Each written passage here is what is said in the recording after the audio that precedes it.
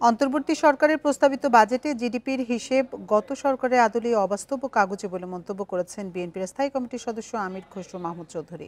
ওয়ালটন আবারও মিলিয়নিয়ার অফারে ওয়ালটন ফ্রিজ কিনে আপনিও হয়ে যেতে পারেন মিলিয়নিয়ার।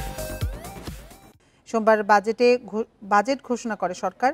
এ নিয়ে দুপুরে রাজধানী গুলশানে বিএনপি চেয়ারপারসনের কার্যালয়ে দলের আনুষ্ঠানিক প্রতিক্রিয়া তুলে ধরা হয়।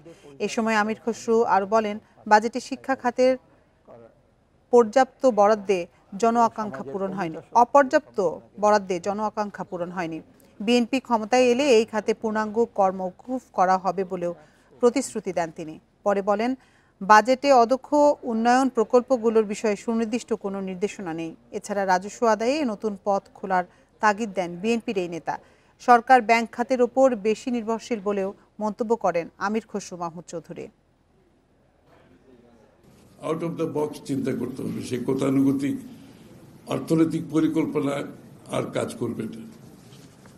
বিশ্বের অনেক দেশে রাজনৈতিক দল নির্বাচিত হওয়ার পর প্রথম 100 দিনে কি কি কাজ করবে তা পরিকল্পনা প্রকাশ করে থাকে।